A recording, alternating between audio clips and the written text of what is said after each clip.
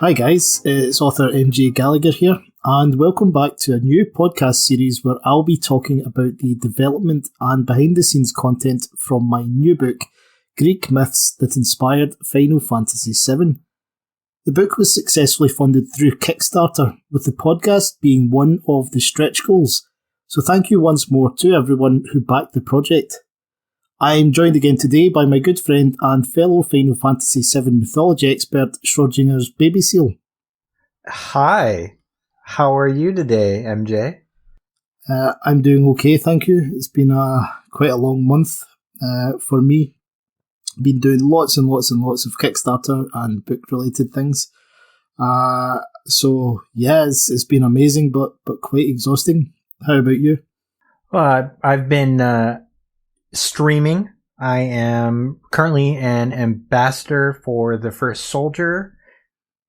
Congratulations on that. I was so happy for you to when I saw that announcement. Thank you. Yes, it was a little bit of a surprise to me. They're starting to sponsor me a little bit and send me free things, which is nice. I feel seen. I feel seen and heard. And so mostly I've been generating content around the First Soldier and streaming the First Soldier. Also been doing stream caps of Traces of Two Paths, where I just read and do sort of a book study. We had, since we last recorded, we've only done one episode of SEAL Team 7, which was the shipping episode, and that went pretty well, all things considered. And so that was largely considered a success. Yeah, I've got one episode of SEAL Team 7 coming up, probably be the last of the year. And it's either going to be about the First Soldier, with some of my First Soldier content creator friends, or depending on what happens, by the end of this month, if there's any news regarding some major Final Fantasy titles that have been hinted at, then that will be the topic instead. Very nice. At the time of recording, this is just before the Game Awards, so we are in the dark as we speak. But very, very excited to see what may or may not come out of that. So clown makeup at the ready. That's right. It'll be a fun time regardless. The Game Awards are always good fun. They always have live music, usually some celebrities, so that'll be fun. Yeah, I'm looking forward to it. So on the topic of the awards, hopefully, it's I don't hold out a huge amount of hope, but it would be a massive surprise and lovely way to end the year if we got any Final Fantasy VII Part 2 news. I've kind of still very heavily invested in the first part. I haven't yet finished my video series breaking down the Easter eggs and lore behind that. So for the remainder of December, that's my bit on the side. That's what I'll be focusing on when I'm not looking at the Greek Myths book. But it's like I said, this month has been ridiculously busy. I managed to finish up the audiobook for Norse Myths that inspired Final Fantasy VII, so that's now available on audiobook, or as an audiobook on Audible and Amazon and iTunes. But for Kickstarter backers, you'll probably know already that the book was made available in advance to all of you for free. So the link itself, if anyone has any questions, feel free to drop a message, but it is actually part of the backer sort of group chats and updates. You'll find the link in there. So yeah, it's been amazing to finally get that one finished up. I think Liam Mulvey did an amazing job with it, and I'm sort of so happy that it's basically a different string to my bow. Having something like that out there that others can enjoy.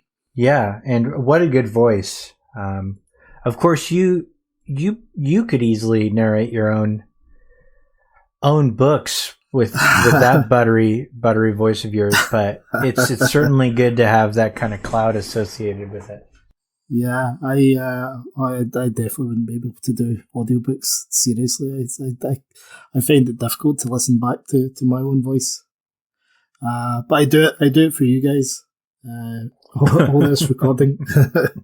But no, I'm absolutely delighted that the finished product is out, and like I said, Liam did a fantastic job. So in addition to that, I think like we touched on in the last episode as well, that towards the end of November, I was going to do the physical rewards for Kickstarter.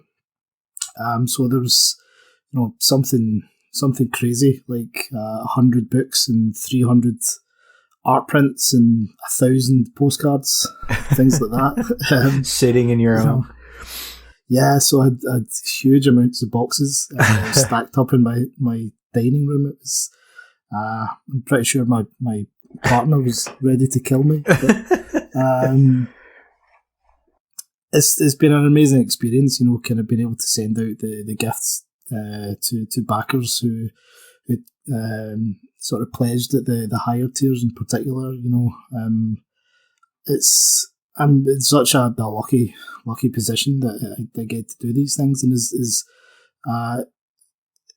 sort of challenging at times or exhausting as it can be. I wouldn't like to be anywhere else, so I'm massively delighted by that. So the last of the packages are now out. So because they're going all over the world, some of them will already have arrived, and others will be, just in time for Christmas and whatnot. Oh, great! So they are on their way, and yeah, I hope over the sort of coming weeks to see bits and pieces on social media of the packages being unopened, and as I'm sure you're aware, there's a certain artwork that a lot of people have been reacting very well to. So I'm very aware. So it's been nice. It's been nice to hear that. Yeah, the art. I mean, all the art associated with this project has just been phenomenal. Really adds so much value, to the investment. I mean, I'm not even sure how you're going to live up to it, to be honest, with your book at this point. I don't know.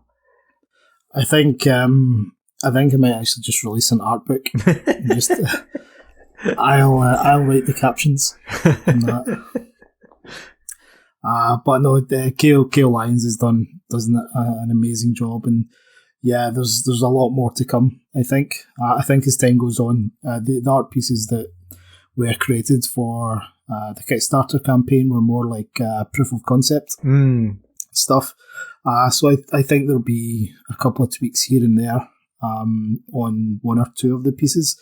But I think as we move forward, and the actual structure of the book changes from what was originally conceptualized, there'll certainly be maybe 3, 4, 5 new pieces to kind of look forward to. So I'm very excited to come up with some ideas and put my head together with Kale and to produce those. So watch this space, because they're certainly not finished on the artwork front. I am excited. But I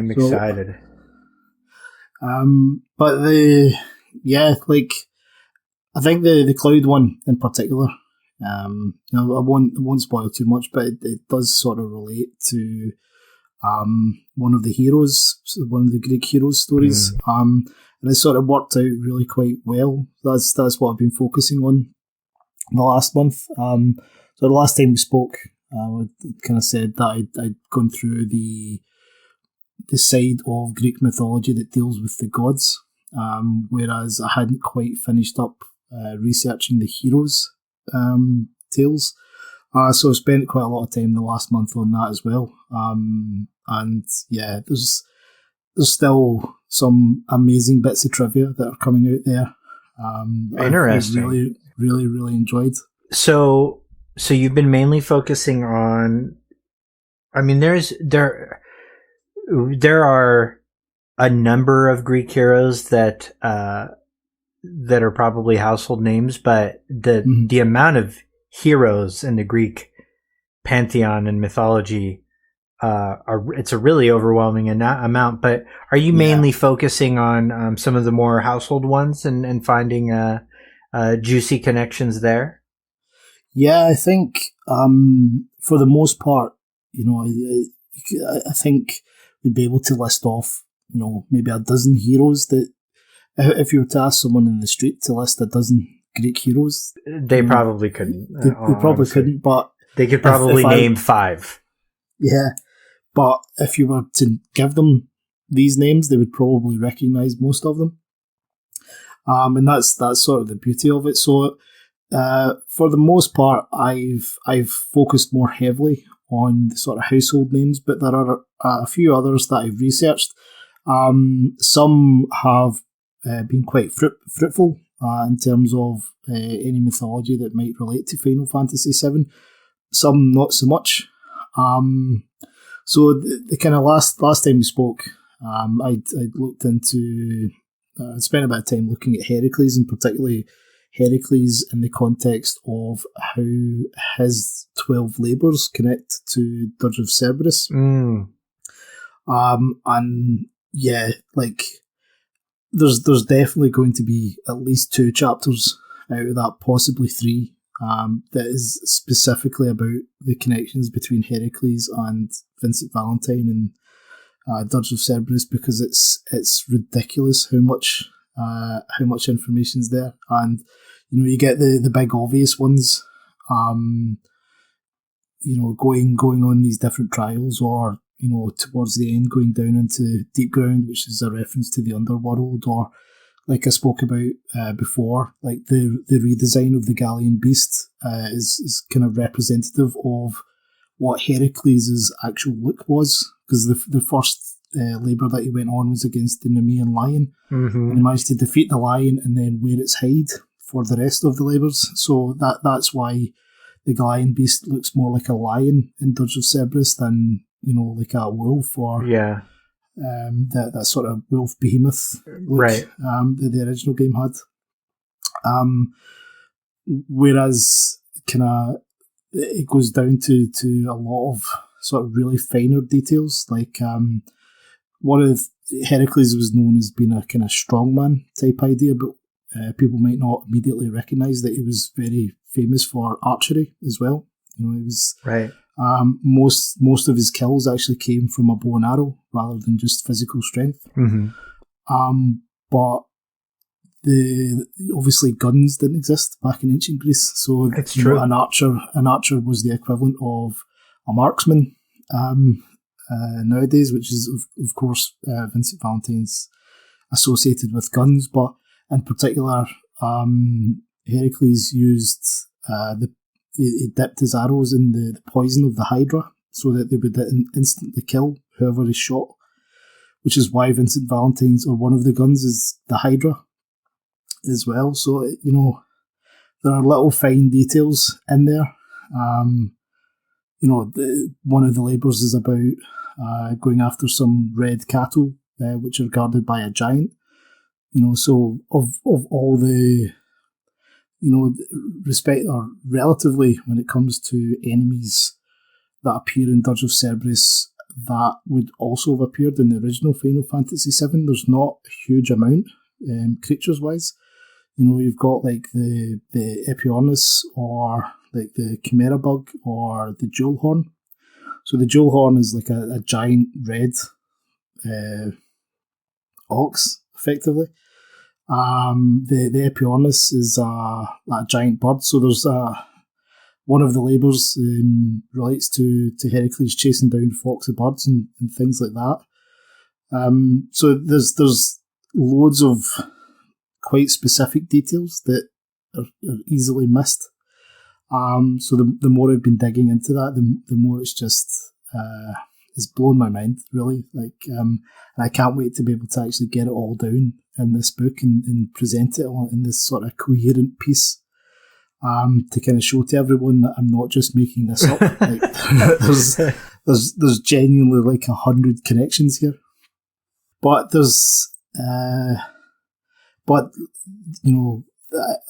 spent a bit of time with Heracles, but there's others. I've this month kind of been looking at Perseus. I've been looking at Orpheus, Jason, who's famous from Jason and the Argonauts, and there's sort of a few more. I've not delved too deeply into like the Trojan War or the story of Odysseus yet. And his return from the Trojan War. So these are stories that I'm really quite keen to get my hands on, because I could be wrong about this, but I've got a sneaky suspicion that some of the underlying themes of Crisis Core and the connections to Lovelace, or the relationship between Genesis and Angeal and Sephiroth, some of that might have been drawn from the Trojan War. There are a lot of the myths and a lot of the hero stories that I'm now very familiar with and can quite clearly see the parallels. The Trojan War isn't one of them yet. Not yet. Okay. So I've just got an inkling. The relationship between Achilles and Hector, or how the whole thing. I'm sure there's a connection there anyway about Paris and the Golden Apple and the dumb apples that Genesis has, but again, it's the idea is not yet formulated in my mind, so it would be difficult to get it down. But maybe this time next month I'll be able to sort of drop a few truth bombs. Sounds good. That sounds exciting. There's a lot to unpack in the Trojan War. Yeah. Both historical and mythological. So we know you've looked into Perseus. We know you're looking at the labors of Heracles. And we were looking at the Odyssey. Is there anything from any of the other heroes that you focused on, like, for instance, Jason or Orpheus or Bellerophon? Yeah. I think just for the purposes of the listeners, maybe the names that I've sort of been shouting out there might not be too obvious. Perseus is the hero from what the movies of Clash of the Titans are. Clash of the Titans is a kind of bit of a mishmash of different Greek myths. Mm-hmm. But Perseus was effectively a son of Zeus who grew up and was challenged with bringing back the head of Medusa. So his story is about making his way to the Gorgons island, beheading Medusa and bringing it back. Medusa, of course, the head turning people and things to stone. Bellerophon, he was a son of Poseidon. He is most famed as the sort of hero that tamed Pegasus. Pegasus shows up in the movies, he shows up in Heracles in the Disney film, and he shows up in Clash of the Titan as Perseus' horse. Mm-hmm. But the stories relating to Pegasus is actually tied in with Bellerophon. Mm-hmm. And the most iconic tale, I guess, for him is his fight against the Chimera. Orpheus he was the son of Apollo, and he was famed for being the most or the best musician in the whole world. And he's got a really famous story about his wife being killed, and he uses his music to effectively sneak into the underworld and make it, past Cerberus and past Charon, the kind of ferryman of the dead, and then all the way to Hades' palace to try and reclaim the soul of his wife. And what kind of happens after that is pretty dark. It's a relatively famous ending to that story. And Jason as well. Like I mentioned, Jason was the captain of the Argo, mm-hmm. Which was the ship that sailed to get the Golden Fleece. Yeah, there's a lot of these, or some of these names, I think, maybe just through the movies rather than anyone who particularly knows Greek mythology. But, so Perseus and Jason and Heracles should be relatively well known. The other two, maybe not so much, but I think you've probably heard references to some of their stories. You've at least heard references to the stories, like through Bellerophon. A lot of Bellerophon's tale is told in popularizations of other stories. Yeah. Even in other RPGs, you'll see elements of like you'll see Orpheus's, you'll see references to Calliope a lot. You'll see references to a musician that can calm hell or calm Hades. Things like that for sure. Maybe one of the best examples is the first Harry Potter.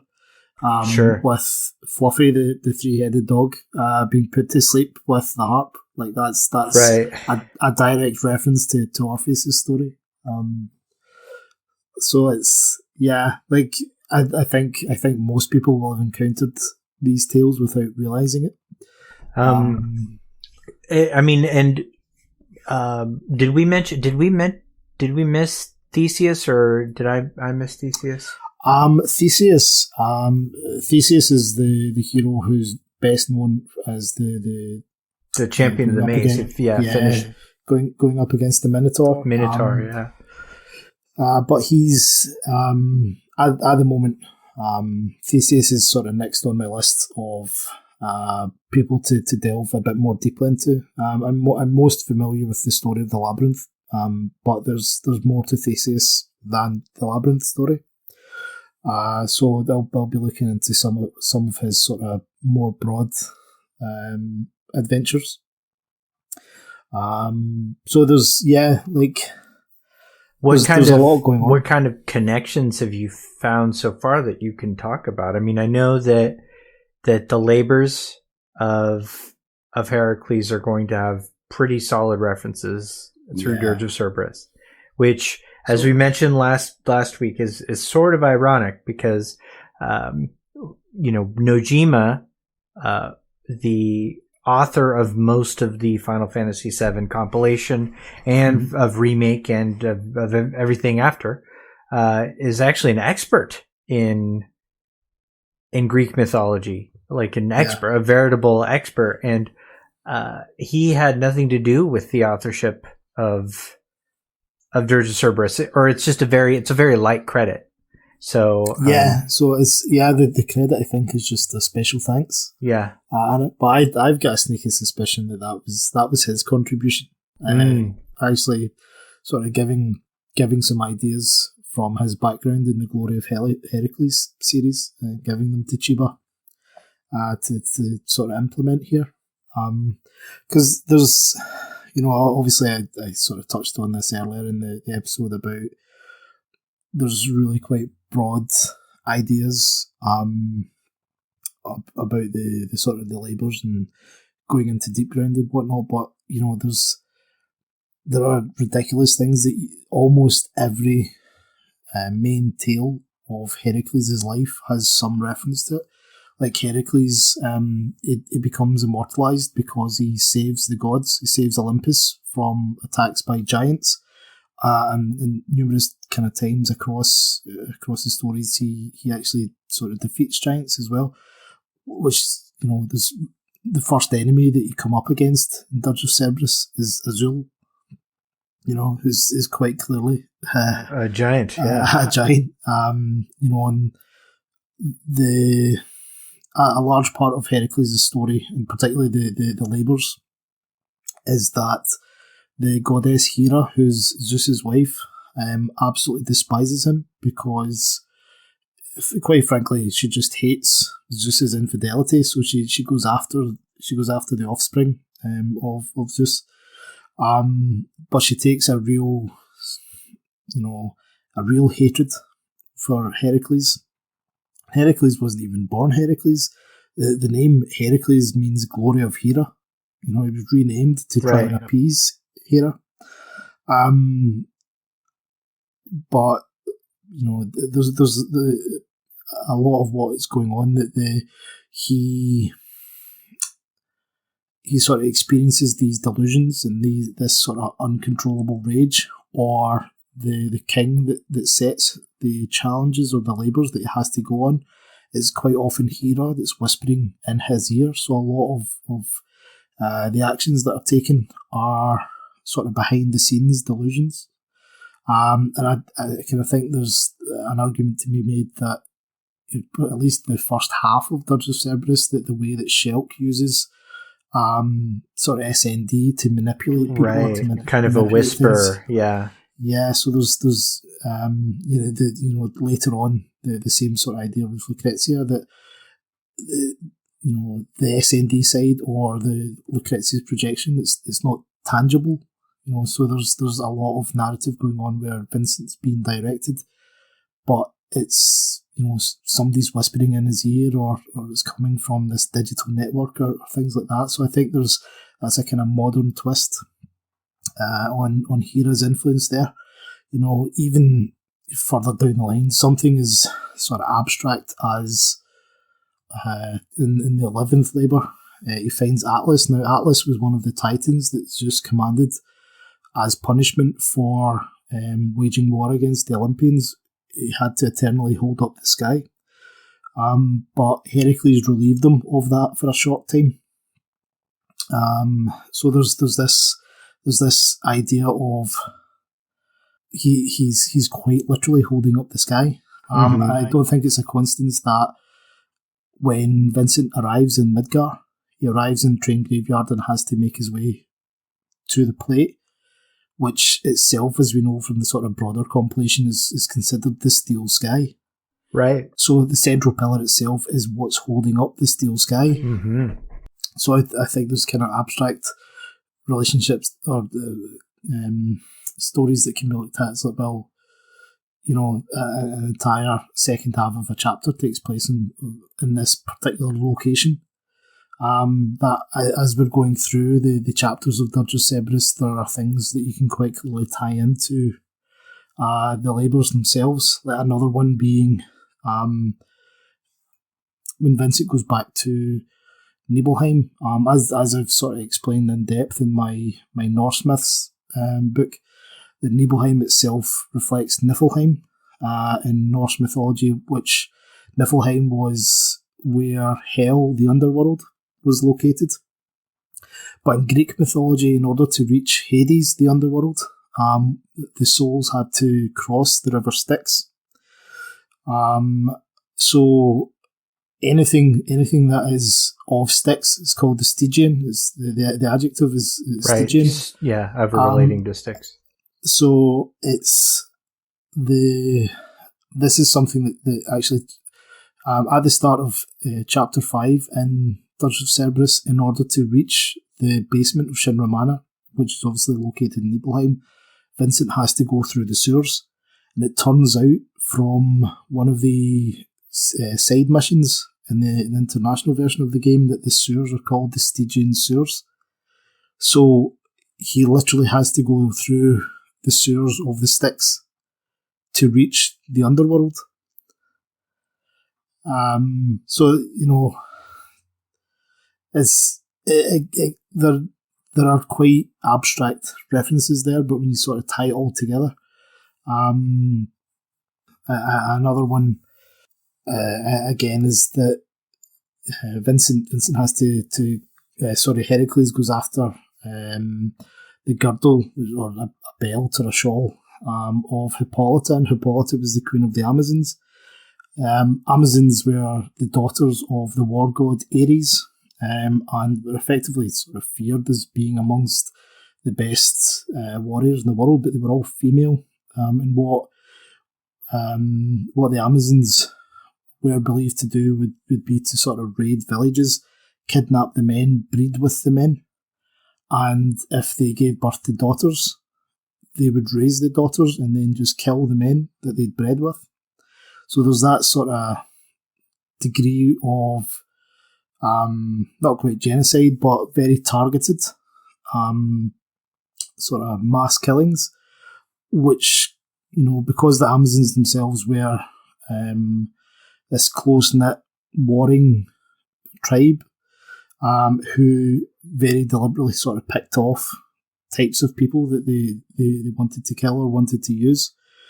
There's an element of that in Deep Ground, with, of course, these sort of fighters all being trapped and then being released at the beginning of Dirge of Cerberus to sort of hunt down or to make the distinction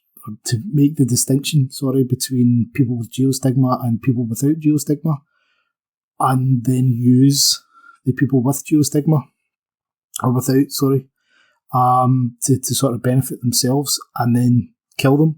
So it's very reminiscent, yeah. So it's kind of sounds very much like Deep Ground mentality there. So again, when listening to me talking here is like I'm just randomly talking about bits and pieces of right, of but different the whole picture. And once it's written down, I mean, because I've heard you summarize bits of Norse myths and seeing them written down and the way that you construct sentences, the way that you construct a narrative, it's a lot easier to see how sort of overwhelming the connection is. And so I'm looking forward to that for sure with the Labors of Heracles. I am really interested too to hear, some of these other heroes that you've been focusing on. Is there anything you found? Whenever I think of Orpheus, for instance, when there's a lot of music and there's musicians, and have you found any connections with Orpheus?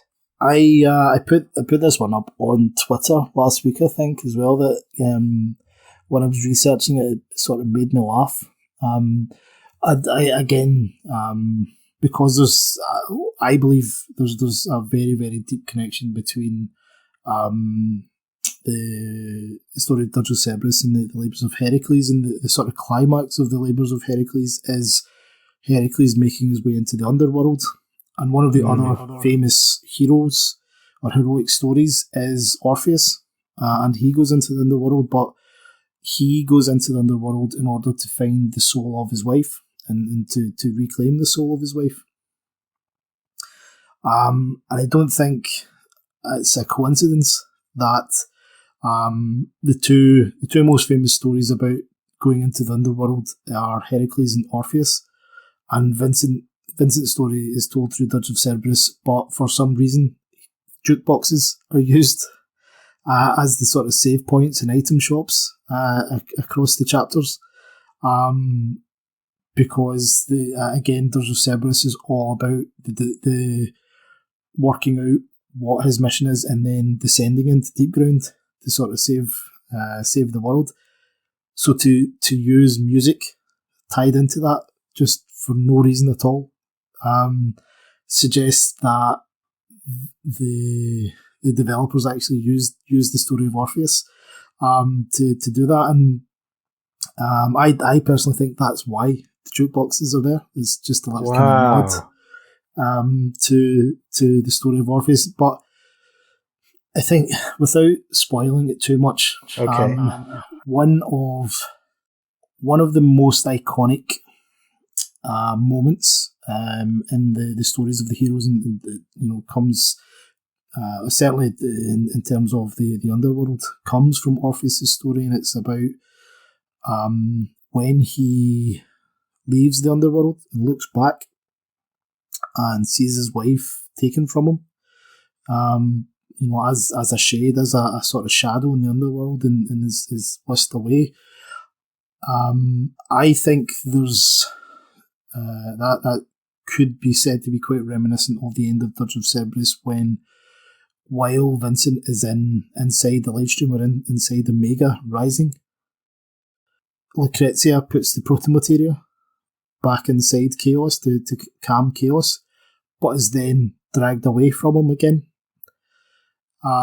So there's this element of regaining control but losing the one you love in the process. So because that features in Dirge of Cerberus, I wonder if they wanted to find a way of bringing an element of Orpheus' story in. So that's, these are the kind of ideas that I'm messing around with there. With Bellerophon, again, Bellerophon is most famed for being the hero that tamed the flying horse Pegasus. Mm-hmm. So there's not an awful lot that I've been able to identify so far that connects Pegasus to Final Fantasy VII, but there are really quite interesting details about Bellerophon's story in the fight against the Chimera. In that, I'm not sure if you've ever noticed this, but there's an enemy in Final Fantasy VII that exists in the desert around the Gold Saucer. Mm-hmm. And with the exception of the rare occasion of it appearing alongside a chocobo, in the sort of Gold Saucer area chocobo tracks, you can only encounter this enemy with the buggy, because you need to use the buggy to access the sort of desert area. Right. And this enemy is, in the English translations, the Harpy. Now, the Harpy is a monster that comes from Greek mythology, but if you actually look at the aesthetics of the Harpy, you'll see it's got 3 heads. It's one's a lion, one's a goat, one's a snake, or a serpent. That's not a Harpy, that's a Chimera. Right? It is exactly a Chimera.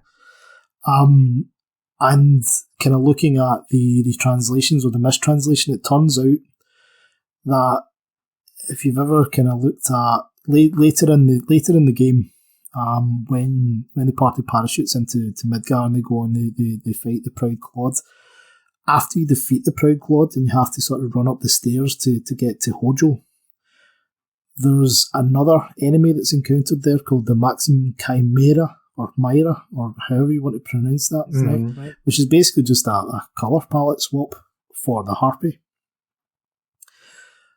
So it turns out that the translation process has sort of made an arse of this. Yeah. And the Harpy is actually supposed to be the Chimera. Just straight up to Chimera. Yeah, they've completely changed the Greek mythology there. Whereas the Maximum Chimera is supposed to be Ultimate Chimera or something like that. But it's obviously, translation-wise, it's far closer to what it's supposed to be. So, basically, Bellerophon's story is that when he's fighting the Chimera, in order to kill it, no one has been able to kill this thing. It's been rampaging through towns, but the head of the lion breathes fire. So what it does is it goes about, burns down forests and burns down harvests and houses and all that jazz. So it kind of lives in this wasteland of just burned crops and burned trees, which kind of sounds like the desert. It does. And given and just I hope I'm not, just to interject a connection that my brain comes up with is that it's not too far from Cosmo Canyon. And Cosmo Canyon, of course, has the ancient forest as a third disc, or a disc 2, late disc 2 secret area. And that's where you find Typhon. And Typhon, of course, Typhon, of course, is one of the progenitors of Chimera, along with Echidna, which got ruined by having an actual animal named after it. But so that's interesting. So the other side of it is that on top of the desert connection for Harpy stroke Chimera, the way that Bellerophon kills the Chimera is that he attacks it from the sky, riding Pegasus.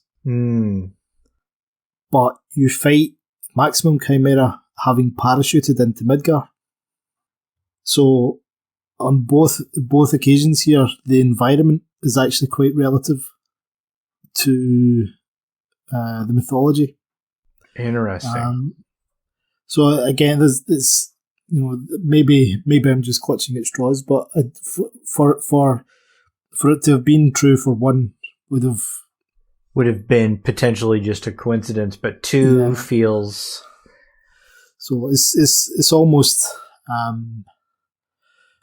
I thought it was quite interesting. It'll probably make the cut for the book of just little tidbits to do with creatures, because there's quite a few creatures dotted around the Final Fantasy VII world that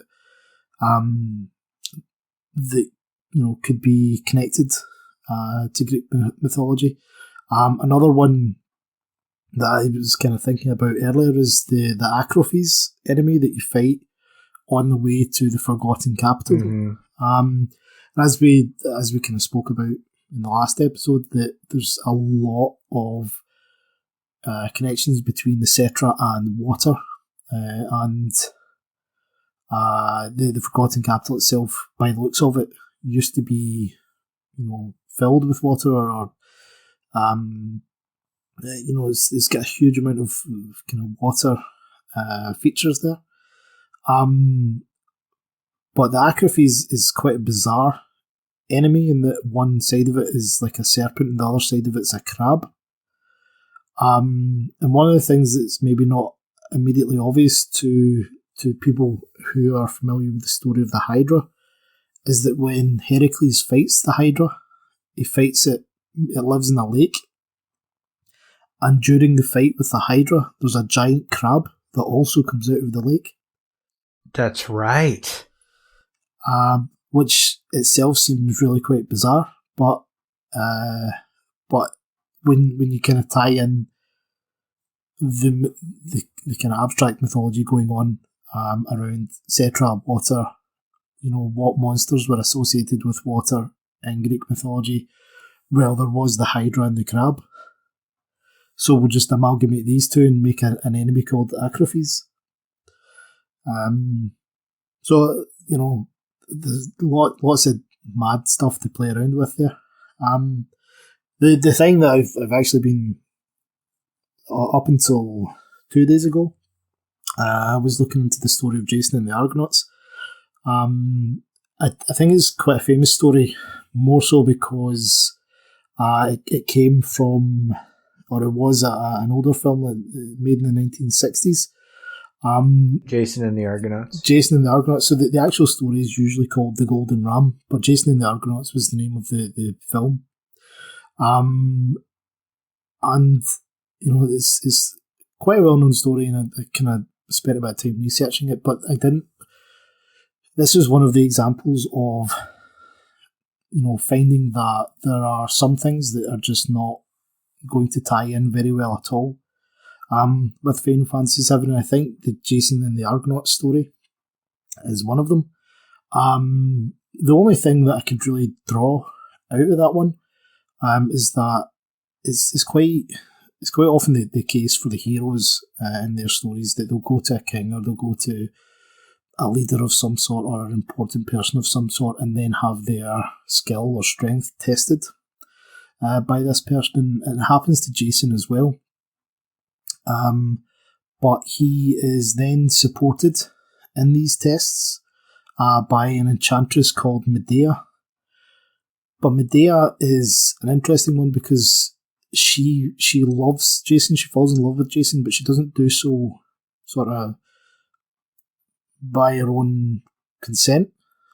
It's actually Aphrodite gets involved and sends Eros, or who's known in Latin as Cupid, to shoot Medea with a dart, and she then falls in love with Jason. So she's actually done so effectively against her will, or not against her will is maybe not the right way to put this, just for the sake of comparison, but more so that the relationship is more complex. Let's say that the falling in love with each other is more complex than just boy loves girl, girl loves boy type thing.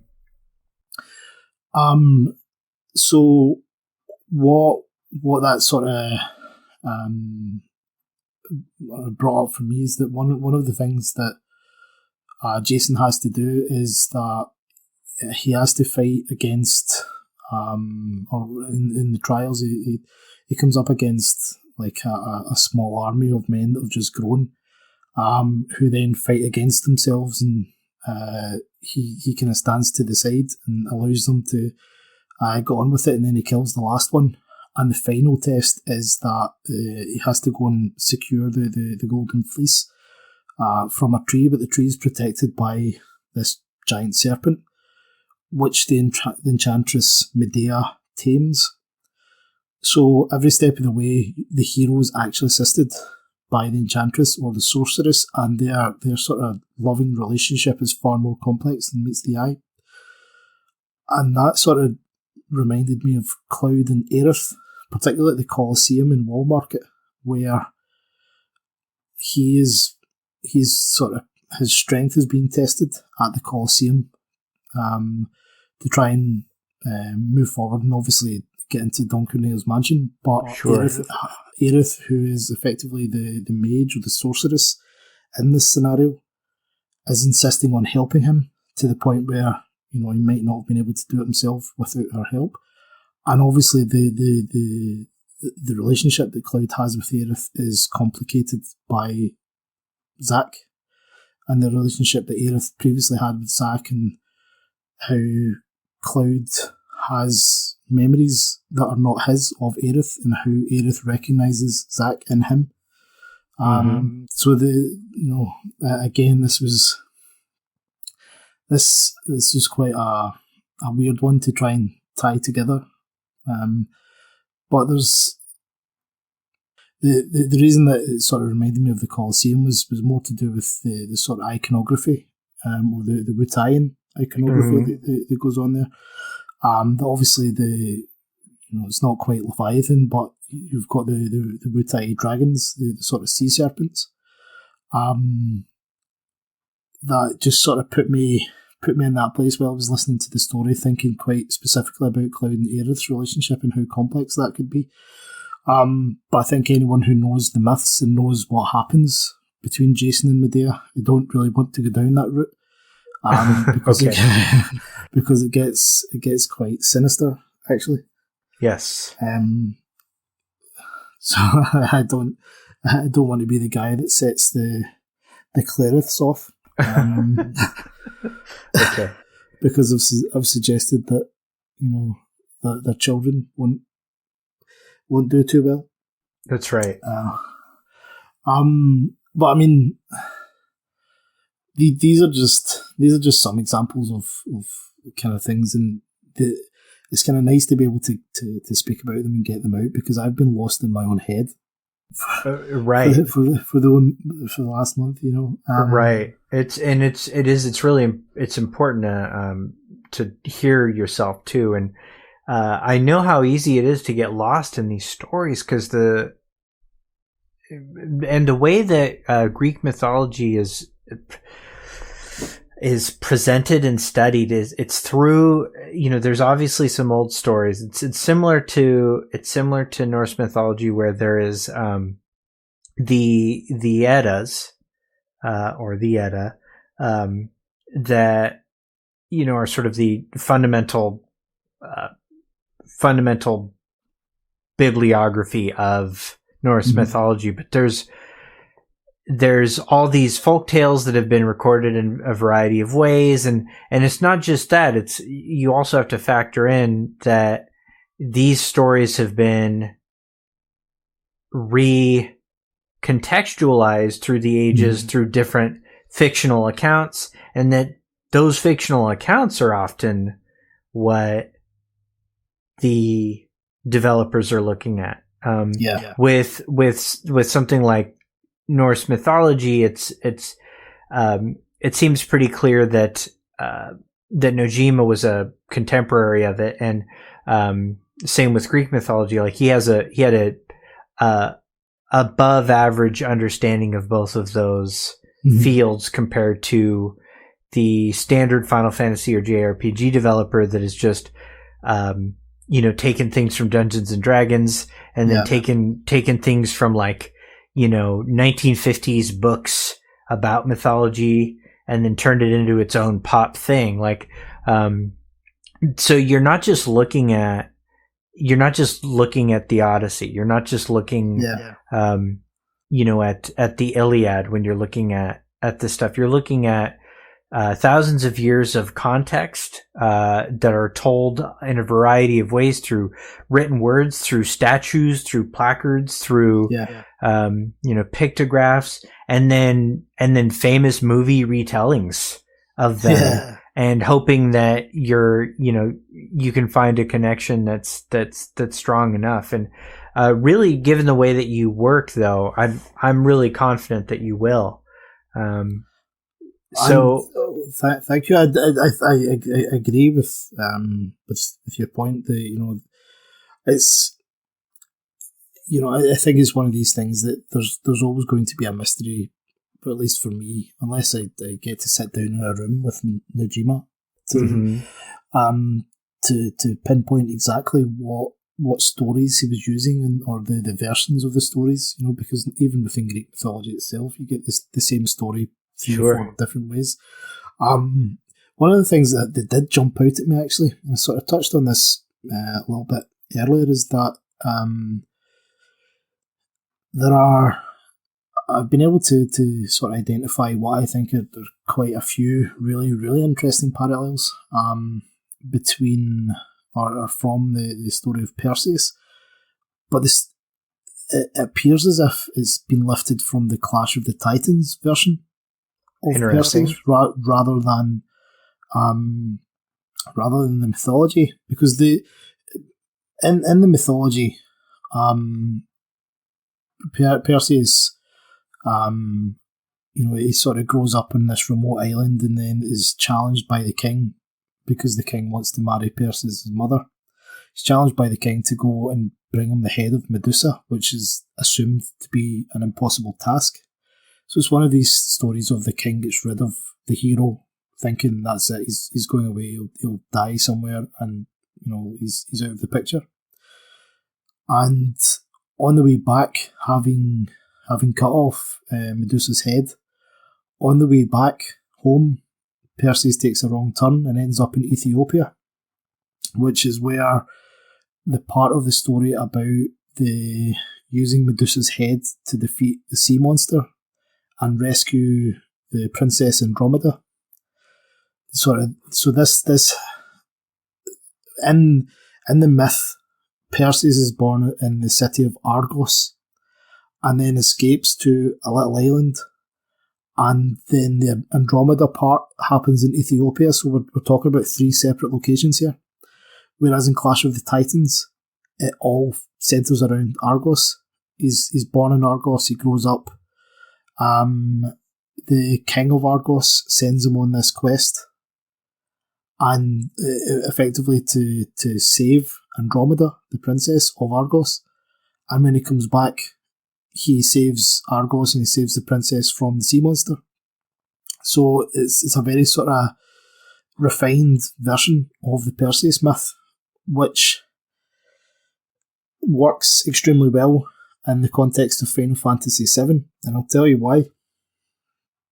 One of the most iconic scenes from Final Fantasy VII is when the sort of the black materia goes to Sephiroth and the crater collapses and Tifa wakes up in Junon and Meteor's been summoned, and Shinra decides that they are going to sacrifice Avalanche as a way to effectively appease the population.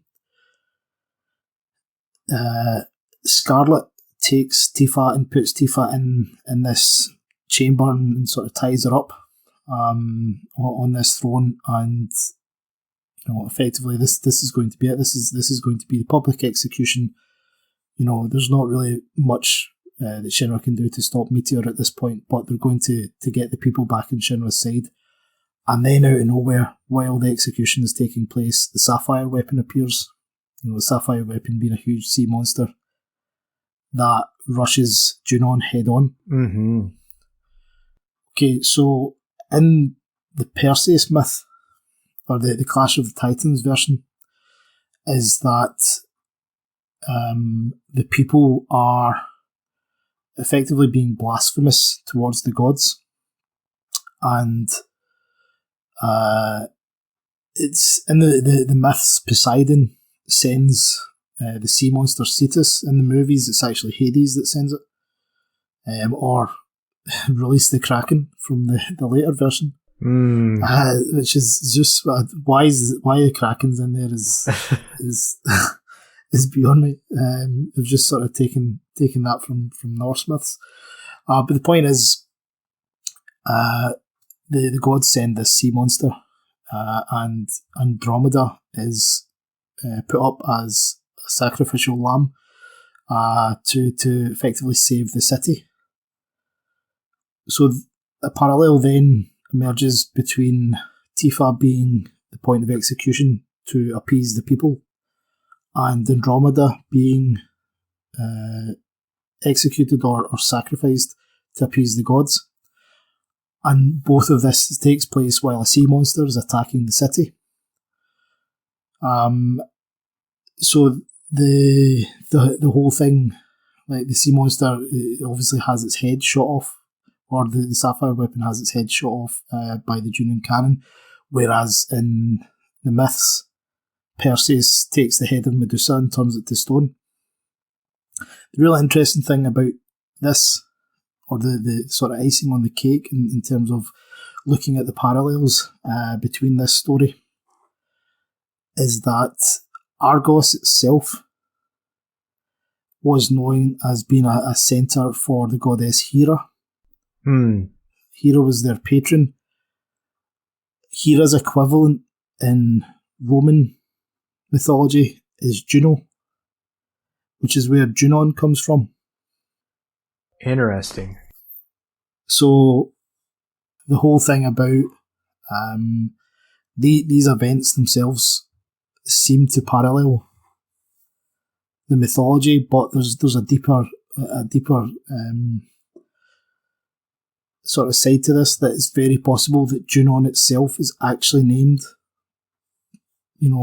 indirectly or as a derivative of the story of Argos being attacked by the sea monster. So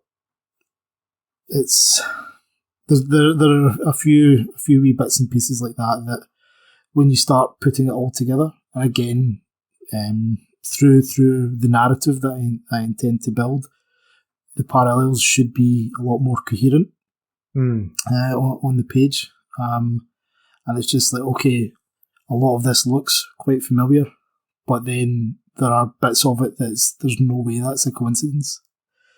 So I'm quite excited about things like that, and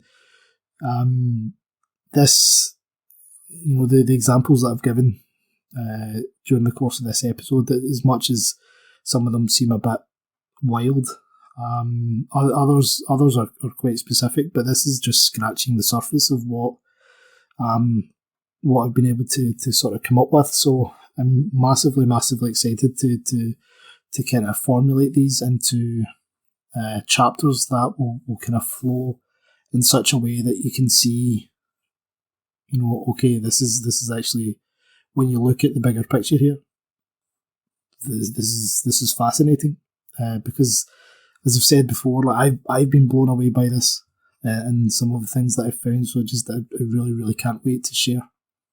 I'm excited too. I'm very, very excited. I mean, that was a lot, and I'm wondering too. I mean, the sapphire weapon was really that's quite the connection. I don't think I've ever even considered how important the weapons are in regards to mythology, just because they're so elemental. But I'm sure there's stuff to look at there. thinking about other people we brought up, I can't help but think about some of these really deep connections between, we're talking about Junon, and Junon does have this real direct tie to both Roman and Greek mythology, and sort of brings up a hero that I'm not sure if you've had the chance to really look at too strongly, but I'm not sure if you've looked at any of Virgil's Aeneid at all, but Aeneas has a ton of DNA that's really, it's sort of like a bridge between Roman and Greek mythology, and Aeneas is there are rewrites of Aeneas' history that also make him a son of Poseidon. The family tree in Greek mythology is really, it's such a mess because there's so many differing accounts, and then once you get into heroes, then a very common thing that would happen with heroes is that they were likely historical figures that would get sort of post deified. They would become demigods by extension later on. And when you look at the Trojan War, you look at people like Hector and Achilles and even Paris. There's a case to be made that those were representative of real people, of historic people. Even Jason. There's been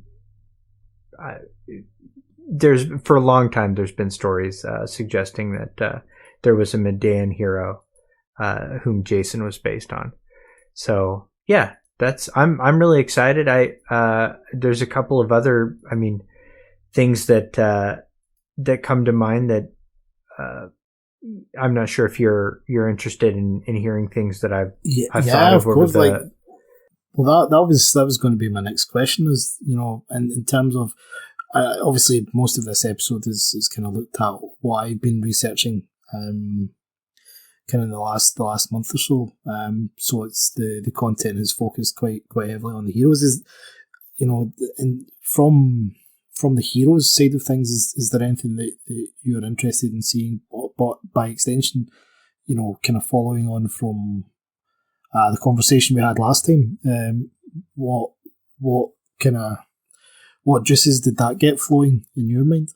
Well, when you think of the heroes, generally the heroes have a monster, and so I've actually been kind of spinning out around the different monsters, and I forget that a lot of times we get the downright wrong name for things. In the localization, and that's not too big of a deal most of the time. But there's a couple of monsters that have always felt like, man, what are we missing with Bottomswell? Bottomswell is always has had such a really interesting look to it, and it's near Junon. What was the real name of that? And unfortunately, the real name of that in Japanese is also Bottomswell. There's no secret to that, but there's some things that we look at. Speaking of Greek mythology, we look at as a location. We look at Gaia's Cliff, and in Gaia's Cliff there's a boss that the localization, the English localization of the game titled Schizo. Now Schizo in Japanese was just twin head. Because quite frankly the name for the condition is almost two heads or twin heads in Japanese. So there's kind of a story behind why it is that way. But if there's any monster that's reminiscent of, of a famous labor, or the Hydra, it's Twin Head. Yeah. And so that's in Gaia's Cliffs seems significant. And so we're talking about the labors of Heracles. We're talking about that. And I'm wondering what kind of juicy stuff you're going to pull up for that. Definitely, yeah. I think we mentioned before as well, the Gigas monster shows up on the inside of the crater. And the Gigas is etymologically, it didn't originally mean giant. It meant earthborn. So basically, the point was that the giants were a race of humanoids that were very strong, but drew their power from Gaia. Gaia being their direct mother. And the reason that they drew their strength is that whenever they stood on flat Earth, they were able to sort of regain their strength.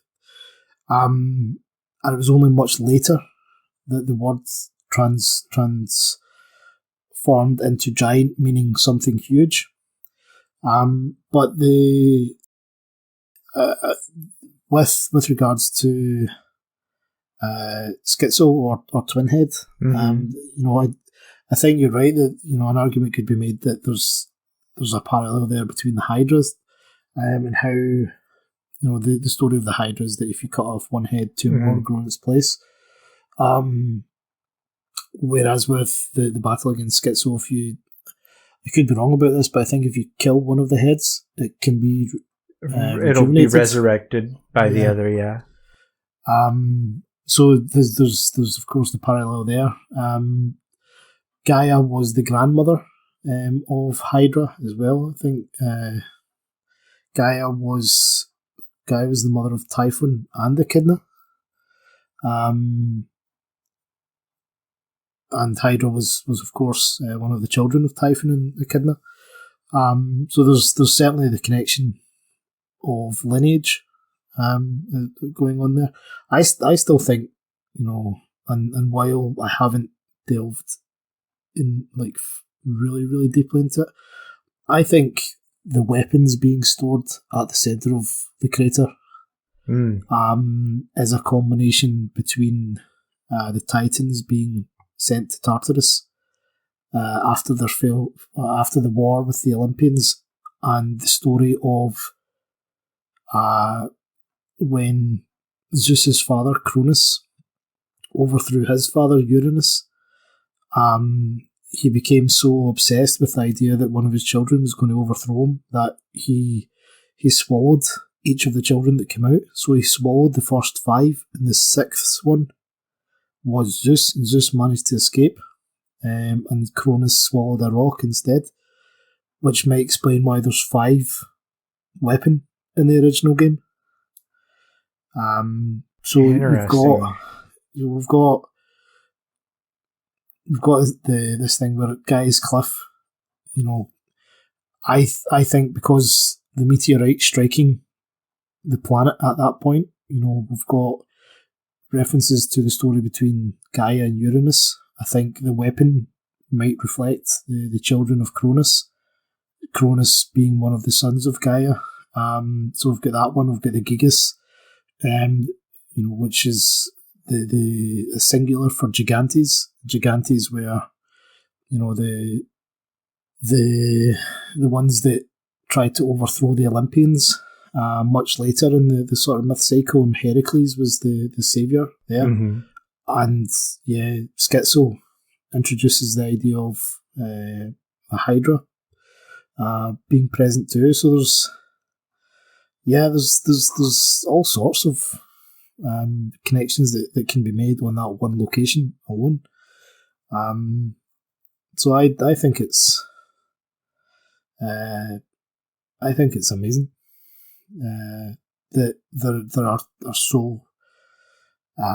so many little details that if you go looking for them, you start to unravel this thread of, okay, well, maybe there's more to it than meets the eye. Absolutely.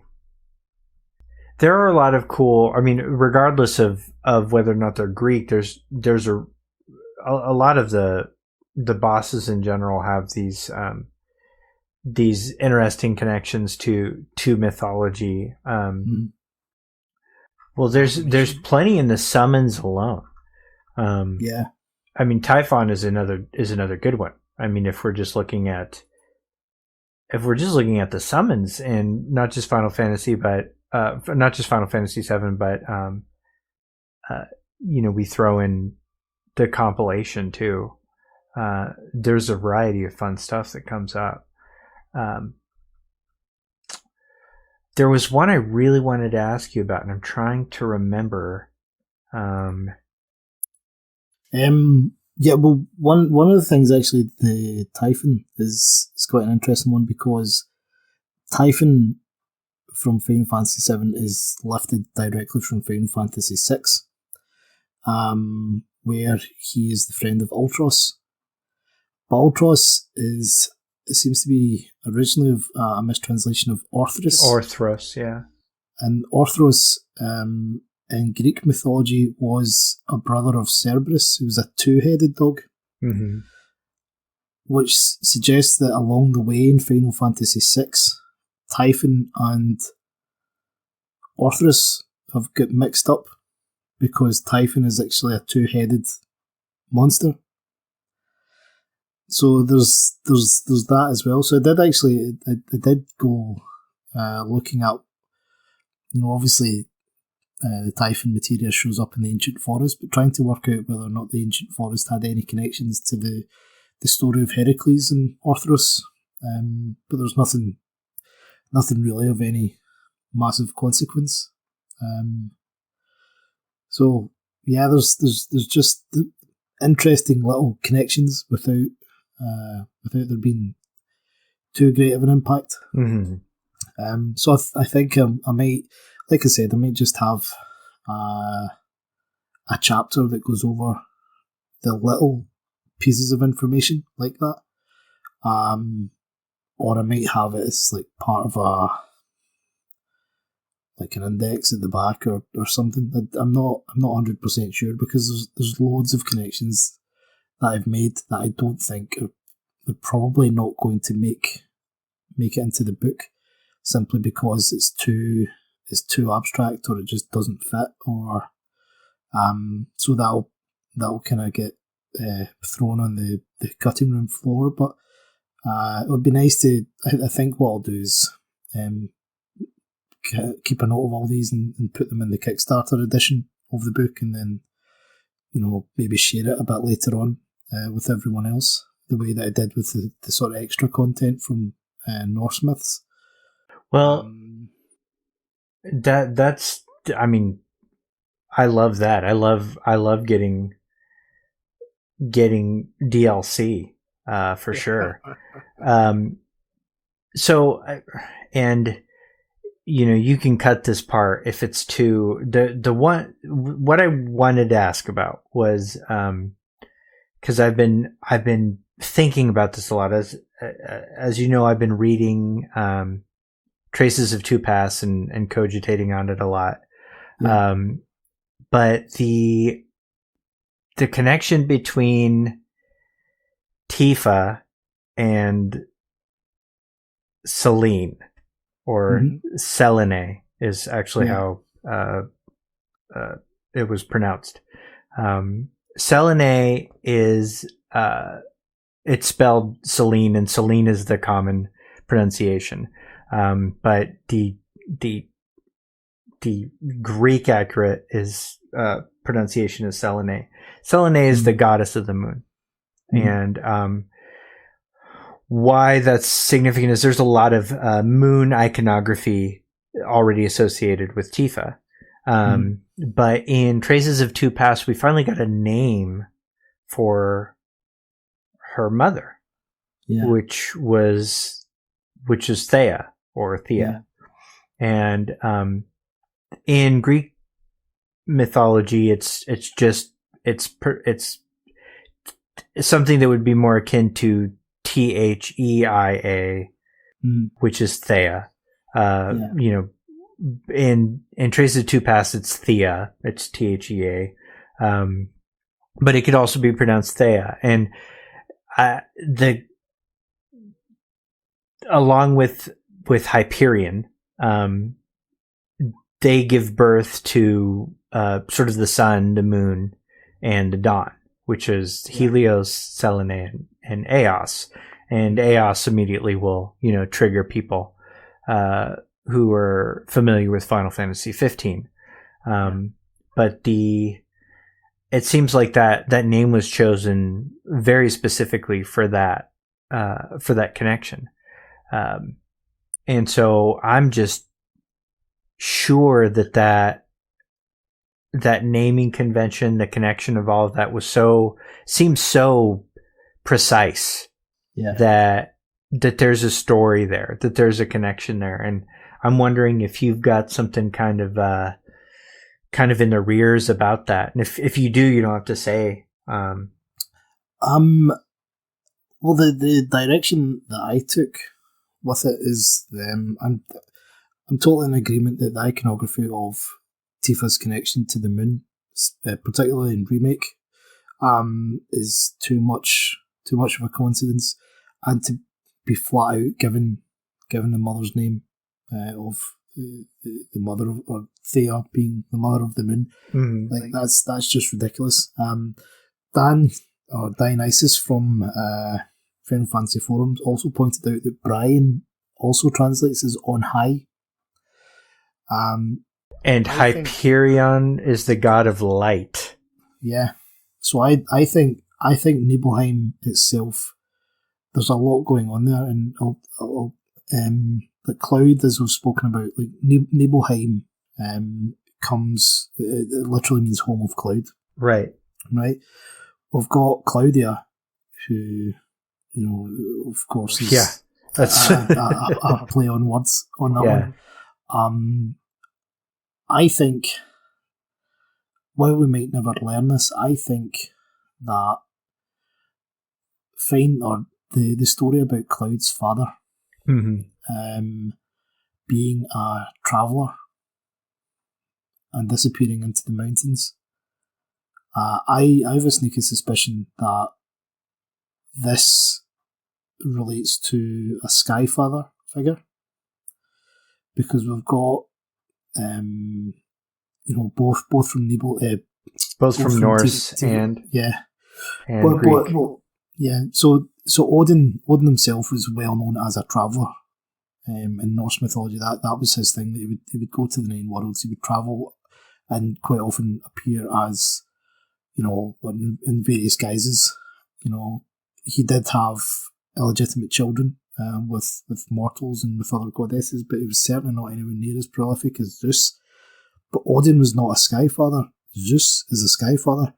So to introduce this thing where Nibelheim itself obviously is derived from Norse mythology, but Najima has quite specifically introduced this idea through Tifa that there's a Greek theme with Thea, right? Which might suggest that there's also a Greek theme with Cloud, in which case connecting Zeus, the Skyfather, who was very, very well known for coming down from Mount Olympus, you know, finding a mortal to sort of lay with and actually spending time there or returning on a regular basis. You know, he didn't really have a hand in raising the children, but he did repeatedly return to the same mistress on a regular basis. The priestess, her name escapes me now, the mother of Dionysus, is another example where Zeus returned, you know, every other night to see her until she died. So I think there's actually a connection there. One other thing to keep in mind as well is that this arguably goes back further than the remake continuity, because we're talking about a situation where characters associated with Nibelheim are also associated with sky, or specifically the moon. We've never had any explanation as to why Lucrezia's surname is Crescent, and why specifically that was introduced in Dirge of Cerberus. And Lucrezia's entire presence, from that time period takes place in Nibelheim. So we've got another character associated with not only the sky, but the moon. Yes. Very, yes. And again, that's, we talk about this a lot. There's this special place to tell comparative stories that draw from not just one myth, but sort of a sister or brother myth, from a parallel point of view. Yeah.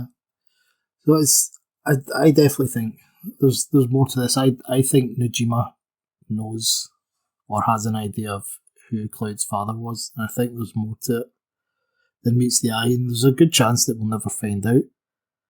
I don't think that's true anymore. I was, and I'm not sure if I'm happy about that or not.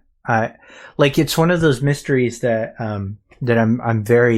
I find very alluring and want closure on, but at the same time, it works so well as a mystery. Yeah. But I just cannot imagine taking the time to say, I mean, he could have just said lost in the mountains. Yeah. His belongings were found, but his body was never found. Yeah. That is Chekhov's narrative gun. Yeah. So, I mean, you never know, but I have a feeling that there's going to be there's going to be something. Yeah, it makes the most sense. Particularly anyone familiar with Zeus and his promiscuity, and anyone familiar with Odin, and Odin being the traveller who disguised himself and also went on to father many sons by mortals. I don't think the fact that Nojima has chosen a traveller to be Cloud's father is a coincidence, and for the mystery to revolve around the mountains is a coincidence either. But I think it's one of these things that there are not enough pieces of the jigsaw to form any substantial theory about it, other than I'm quite certain that it's related to Greek or Norse or both mythologies. So, okay, we know what you're up to. At this point,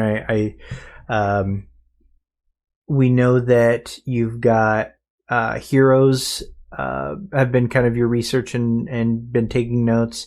We know that the physical rewards and the audiobook has been sort of the main focus this last month, but now that everything's kind of, that part's coming to a close, you're gonna get a little bit deeper into some of the stuff. What themes, like sort of big themes, are you really looking forward to diving into next? I think the themes that I want to focus on to begin with, as we've discussed, there's sort of still a bit of research going on to do with the heroes, but most of the book structure is in place, and I'm really, really excited to sort of tackle the rather than going into sort of detailed accounts of, okay, this story about this god, parallels this particular scene, actually tackling the big juicy overviews, the connection between the planet and Genova, as I touched on earlier. I'm really, really excited to sort of sink my teeth into how the relationship between the planet in Genova reflects Gaia and Uranus, who's Mother Earth, Father Sky type figures. Again, focusing on one that I mentioned, looking at the Cetra and water. I think there's a lot. One of the things that might not be immediately obvious to people is that there's a huge amount of water involved in Greek mythology, quite simply because Greece itself, or the modern Greece, is surrounded by water. It's made up of like 600 islands or something. Yeah. So there's water everywhere, so it makes perfect sense that there's a huge amount of water involved in the mythology, and therefore there's a huge amount of water that sort of ties into the connections here. So I don't think it's a coincidence that Aerith and the Cetra in general are connected to water. So I'm really, really, really excited about looking at that, and particularly the sort of fall of the Cetran civilization and whether or not there's any connection to the story of Atlantis or anything like that. And one of the big things as well, or one of the big subjects that I want to dedicate a whole chapter to, is the connection between the afterlife in Final Fantasy VII, i.e. the live stream, versus the afterlife in Greek mythology, like the underworld. And there's one core part of that I've identified that I'm kind of keeping it a secret just now, because I think it's one of these ones that will blow people's minds when they read it in the book. I want them to enjoy that from the book, but it does fair enough. It does relate to the afterlife and how that's presented in Final Fantasy VII through particular story elements or characters or whatnot. So that's a really big part of what I'm looking at initially, I think, is tackling the bigger themes, because I think once the bigger themes are dealt with, it'll be far more easy to form the narrative for the more detailed pieces. Mm-hmm. Makes sense. So that's kind of where I see things going in the next month or so. But yeah, like as you said, I'm delighted that the Norse Myths audiobook is out again. That's on Amazon, Audible and iTunes. So please do check that out. And Kickstarter backers, the updates page on Kickstarter will actually have a link for you guys to download that for free. Christmas is obviously coming up, so I would recommend anyone who hasn't already done so to check out the Norse Myths book. And if you're on social media, do remember to sort of follow me on Twitter at FFVII novels. And what about yourself, Babyseal? Is there anything on top of what you've already spoken about? Well, feel free. You can just start at my YouTube channel, youtube.com/Schrodingersbabyseal, and I've got, continued, I stream, at least 3 to 4 days a week, and I have a podcast that has a pretty much bi-monthly, but every now and then 4 times a month and every now and then once a month schedule called SEAL Team 7, and I do expect to be doing one more big one, possibly 2 this year, before we close out one of the most forgettable years in human history. Well, I would highly recommend that. SEAL Team 7 is one of my favorite things on the internet. Well, appreciate it. And then, other than that, I'm just going to be enjoying the holiday season and staring at a certain poster that I got from a certain good friend. So that's it for me. And thanks again for having me on. I look forward to talking to you again next month. Absolutely, and it's a pleasure to be able to sit down, and I do really appreciate you giving me my time, or giving me your time even. I appreciate you giving me my time as well. But yeah, thank you so much for being here, Babyseal, and thank you to all the listeners. I really appreciate it. and particularly to the Kickstarter backers. Like I said, all your physical rewards are on the way, so please enjoy those when it lasts. And if we don't speak to you before, have a good holiday season, or have a great holiday season, and speak to you soon. Bye.